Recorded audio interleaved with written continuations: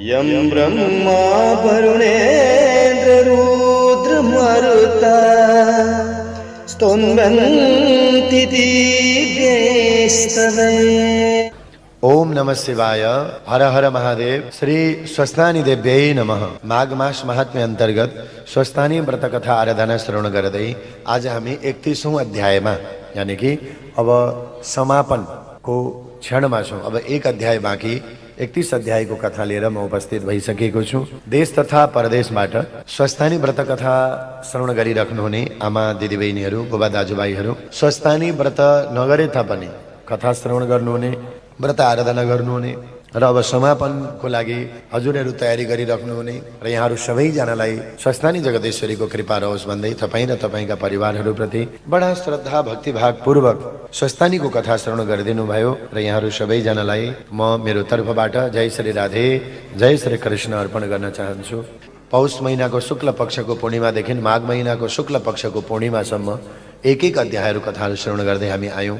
पूर्णिमाको दिन विशेष स्नान हुन्छ र स्वस्थानीको कथासँगै पूर्णिमाका दिन विशेष गरेर घर घरमा स्वस्थानीको पुस्तक छ भने नयाँ कपडा अथवा वस्त्रहरूले अलङ्कार गर्ने, पाठ गरिसके पछाडि जसले कथा मात्रै सुन्नुभयो, व्रत गर्नु भएन भने पनि 1 महिनासम्म यस्तो गर्नुभएको छ भने कहीँ, किनभने र यसरी पाठ कथा सुनिसके पछाडि कहीँ मठ मन्दिरहरूमा जाने, तीर्थहरूमा जाने, स्नान गर्ने, नभए आफ्नै पनि घरमा भगवान शिवजीलाई, इष्टदेवी देवताहरूलाई पूजाआजा गर्ने, आराधना गर्ने र स्वस्थानी फुल पनि हुन्छ। विशेष गरेर समापनको दिन चाहिँ स्वस्थानीको फुल विशेष पाइयो भने स्वस्थानीको पुस्तकमा भगवानहरूलाई चढाउने स्वस्थानी फुल भन्ने थाहा छ नि हजुरहरूलाई? त यो अर्पण गरिदिने पुस्तकमा आफ्ना भगवानहरूलाई अब कतिले कथा सुने पनि अब पाठ पारायण के गर्नुपर्छ भनेर भन्नुहुन्छ। केही गर्नु पर्दैन, पुस्तकलाई ढोग्ने, दण्डवत गर्ने, केही भेटीहरू राख्न मन लाग्यो भने राख्ने, अनि काहीँ मठ मन्दिरहरू जाँदाखेरि स्वस्थानीको भेटी भनेर दिने, यसो पनि गर्न सक्छौँ हामीले।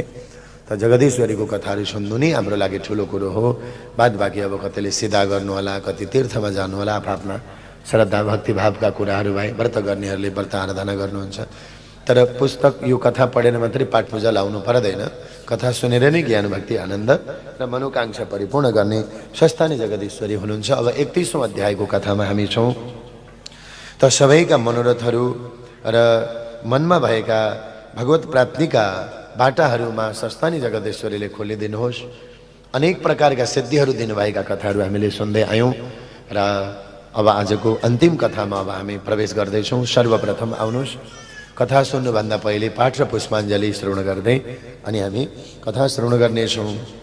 सबैले हात जोडेर श्रद्धा भक्तिभावका साथमा अन्तिम अध्यायको कथालाई श्रवण गरौँ। यं ब्रह्मा वरुणेन्द्र रुद्रमरुतस्तुन्वन्ति दिव्यैस्तवैर् वेदैर् साङ्गपदक्रमोपनिषदैर् गायन्ति यं सामगा ध्यानावस्थित तद्गतेन मनसा पश्यन्ति यं योगिनः यस्यान्तं न विदुषुरासुरगणा देवाय तस्मै नमः।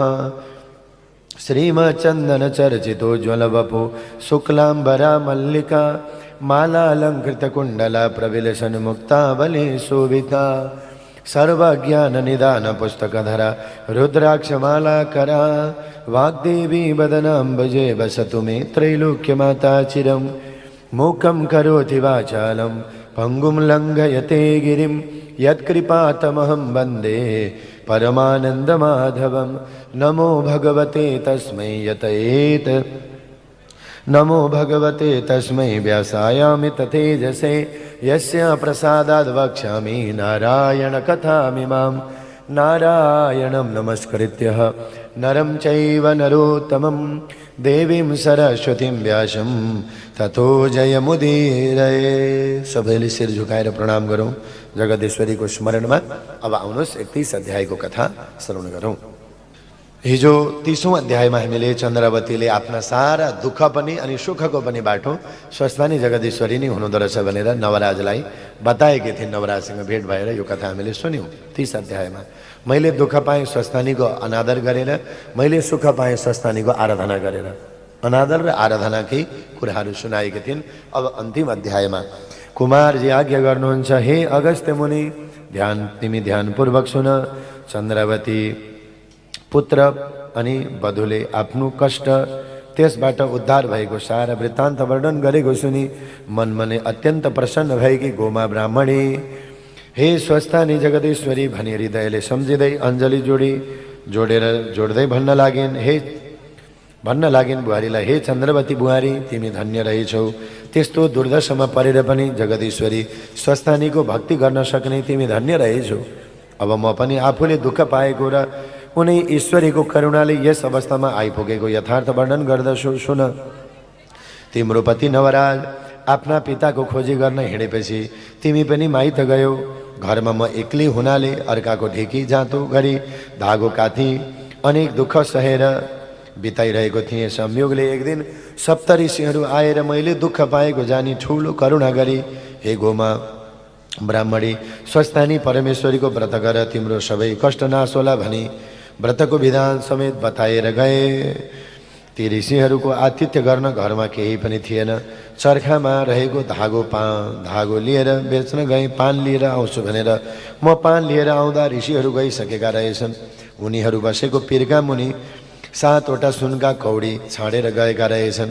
मैले पाई त्यही द्रव्यले सबै सामग्रीहरू तयार पारेर पौष महिनाको शुक्ल पक्षको पूर्णिमाको दिनदेखि स्वस्थानी परमेश्वरीको व्रत आरम्भ गरेँ। अनि महिना दिन अर्थात् माघ महिनाको शुक्ल पक्षको पूर्णिमाको दिन व्रत पूर्ण गरी प्रसाद झिकेर स्वस्थानी परमेश्वरीलाई मनले बारम्बार सम्झिरहेँ। अनि जागराम बसेँ। ईश्वरीको कृपाले त्यही रात नै तिम्रो स्वामी नवराज आइपुग्यो। अनि मलाई बाहिरबाट डाकेको सुने।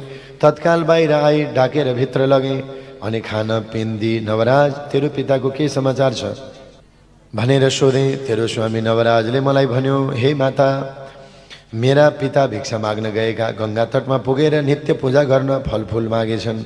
अनि फलफुल टिप्न वृक्षमा चढेका संयोगले वृक्षको हाँगो भाँचिएर लडेर मरे। यति नवराजले भनेको सुनि म शोक गर्न लागेँ। अनि नवराजले मलाई शोक चिन्ता नगर्नुहोस् भनी बुझायो र हे माता, आज यति रातसम्म नसुतेर किन जागराम चिन्ता नगर्नुहोस् भनी बुझायो र हे माता, आज यति रातसम्म नसुतेर किन जागराम गरेर बसिराख्नु भएको भनी सोध्यो। र मैले भने, हे पुत्र नवराज, श्री स्वस्थानी परमेश्वरीको व्रत गरेँ, उनै जगदीश्वरीलाई सम्झेर जागराम बसिरहेकी हुँ भनेर बुझाएँ।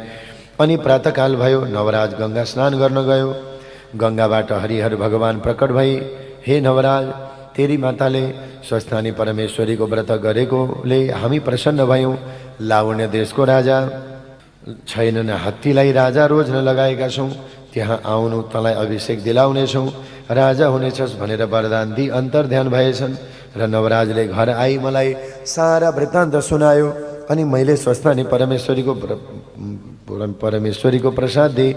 हे पुत्र नवराज, हरिहरको वरदानले लावण्य देशको राजा बनेस् भनेर आशीर्वाद पनि दिए र यहाँ पठाएँ। र उनै ईश्वरी स्वस्थानी ईश्वरीको कृपाले यो ऐश्वर्य पाएर हामी सुखी भयौँ। अब पनि बाँचुन्जेलसम्म सधैँ स्वस्थानी परमेश्वरीको कृपाले यस लोकमा सुख सन्तोष र सम्पत्तिको भोग गरी परलोकमा परम गति कैलाशवास होला। यति उपदेश दिई आफ्नो बितेको यथार्थ वर्णन गरिसके। फेरि अरू पनि अर्थे दिन लागिन्। तिमी चन्द्रावती र लावण्यवती दुवै बुहारीहरू सुन। जस्तै सूर्यनारायण नभएको दिन र चन्द्रमा नभएको रात उज्यालो वा सुशोभित हुँदैन, त्यस्तै प्रत्येक मनुष्यको घरमा असल स्वभाव भएकी पत्नी छैनन् भने त्यसको घर पनि अप्रसन्न रहन्छ। घर सप्रिन सक्दैन। अब मेरो वृद्धावस्था भयो। तिमीहरू दुवै दिदीबहिनी आपसमा मिलेर यो राज्य लक्ष्मी थामी मेरो पुत्र नवराज र राजाको सेवा चाकरी गरेर बस। यति चन्द्रावती रानीलाई शिक्षा दिई ढुकुटीको साँचो सुम्पिदिन्। अनि चन्द्रावती र रानी लावण्यवती रानीले पनि, हे माता, हजुरको तपस्याले हाम्रो स्वामी राजा हुनुभयो। हामी दुवै रानी हुन पायौँ। हजुर धन्य हुनुहुन्छ भनी आफ्नी सासू गोमा महारानीको चरणमा दुवैजना बुहारीहरूले दण्डवत प्रणाम गरेर सदैव स्वस्थानी परमेश्वरीको भक्तिमा चित्त लगाई आपसमा मिलेर नवराजको सेवा गरी राज्यको सुखभोग गर्दै आनन्दपूर्वक रहँदा भए। कुमारजी भन्नुहुन्छ, हे अगस्त्य मुनि, जो मनुष्य श्रद्धा भक्तिभावका साथमा स्वस्थानी परमेश्वरीको व्रत पूजा आराधना गर्ला अथवा कथा सुन्ला अथवा अरूलाई सुनाउला वा उनको महिमा लेखिएको छुपिएको पुस्तक घरमा राख्ला, त्यसका घरमा दुःख दरिद्रको बास कहिले पनि हुने छैन। श्रद्धा भक्तिभावका साथमा आदि इत्यादि नवग्रहहरू सदैव प्रसन्न रहनेछन्। अकाल मृत्यु कहिले पनि हुने छैन। भूत प्रेत पिशाच डाकिनी साकिनी बेताल त्रिदोष आदि रोगहरूको भय पनि हुने छैन। चोर डाका शत्रु अग्नि वनका हिंस्रक जन्तुको पनि भय हुने छैन। त्यस व्यक्तिका ब्रह्महत्यादि अनेक घोर पाप नष्ट भई यस लोकमा सुख शान्ति सम्पत्तिको भोग गरी परलोकमा शिवको पार्षद भई कैलाश पर्वतमा बस्न पाउनेछन्।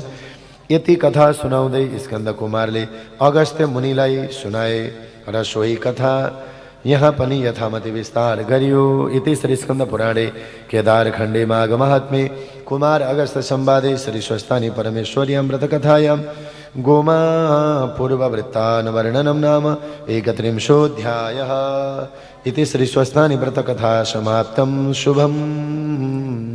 श्री स्वस्थानी माता की 31 अध्यायले परिपूर्ण भएको कथा हामीले पनि युट्युब च्यानलको माध्यमबाट श्रवण गऱ्यौँ। बहुत आनन्दका साथमा देश तथा परदेशबाट सुनिदिनु भयो र स्वस्थानी जगदीश्वरीले हामी सबैलाई कृपा गर्नुहोस् भन्दै स्नान ध्यान भक्तिपूर्वक गर्दै पूर्णिमाका दिन आज हामी बडा आनन्दपूर्वक मनाउने गर्दछौँ र यसरी नै अब स्वस्थानीको व्रत कथा पनि परिपूर्ण भएको छ। 1 वर्षसम्मको लागि स्वस्थानीको आराधना उपासना यही सम्पन्न हुन्छ। हजुर हामीले चाहेका हजुर हाम्रा मनोकामना अथवा बिग्रिँदै गरेका कामहरू थिए भने स्वस्थानीले हात थापिदिनुहोस्। हाम्रा केही कार्यहरूमा रुकावट थिए भने स्वस्थानीले त्यो कार्यलाई सहजपूर्वक गरिदिनुहोस्। कसैको घरमा अकाल मृत्यु दुर्घटना अथवा पारिवारिक क्लेश विवादहरू थिए भने पनि यो कथा श्रवण गरेर स्वस्थानी जगदीश्वरीले हामी सबैलाई त्यो बाटोबाट सहज सुख र सहजताको बाटोमा हामीलाई बाटो मार्ग प्रदान गरिदिनुहोस्। यो भाव यो व्यासपीठबाट 18 महापुराणको समापनबाट सबैमा गर्दै स्वस्थानी देवीको कृपा तपाईँ हामी सबैलाई रहोस्, अनुकम्पा रहोस्, सुख वर्षियोस्, समृद्धि वर्षियोस्, यही कामनाका साथमा अब अन्तिमको पुष्पाञ्जली गर्दै अनि हामी बिदा हुन्छौँ। आउनुहोस् अब सबैजना मिलेर अन्तिम पुष्पाञ्जली प्रार्थना श्रवण गरौँ। उपनयतु मङ्गलं वा सकल जगन् मङ्गलालय श्रीमान् दिनकर किरण निबोधित नवनलिन दल निवेक्षण कृष्णः काले वर्षतु पर्जन्यः पृथिवी सस्यशालिनी दोषोऽयं क्षोभरहित देशोऽयं क्षोभरहितो ब्राह्मणा सन्तु निर्भया अपुत्रा पुत्रिणा सन्तु पौत्रिणा सन्तु पौत्रिणः निर्धना सधना सन्तु जीवन्तु शरदां शताम्। तत्रैव गंगा यमुना च तत्र गोदावरी सिंधु सरस्वती च तीर्थानि सर्वाणि वसन्ति तत्र यत्राच्युतोद्वार कथा प्रसंगः या कुन्देन्दुदुसारहारधवला या शुभ्रवस्त्रान्विता या वीणा वरदण्डमण्डितकरा या श्वेतपद्मासना या ब्रह्माच्युत शंकर प्रभृतिर्वेदैर्सदा वन्दिता देवैर्सदा वन्दिता सा मां पातु सरस्वती भगवती निशेषजाड्यापहा। कायेन वाचा मनसेन्द्रियर्वा बुद्ध्यात्मना वा प्रकृतिक स्वभावात् करोमि यद्यद् सकलं परस्मै नारायणायेति समर्पयेतद्। श्री स्वस्थानी देव्यार्पणमस्तु। हस्त जगदीश्वरीले हामी सबैको कल्याण कृपा गर्नुहोस्। आजको अन्तिम यो 31औं अध्यायको कथा श्रवण गर्दै हामी बिदा हुन्छौँ। फेरि पनि नयाँ प्रसङ्ग कथा सत्सङ्गका साथमा हामी उपस्थित हुनेछौँ। अहिलेलाई म बिदा हुन्छु। यहाँहरू सबैलाई धेरै धेरै धन्यवाद। जय स्वस्थानी माता। हर हर महादेव। सर्वे भवन्तु सुखिनः सर्वे सन्तु निरामया सर्वे भद्राणि पश्यन्तु मा कश्चित् दुःखभाग् भवेत्। हरि ओम। शान्तिः शान्तिः शान्तिः। गायन्ति यं सा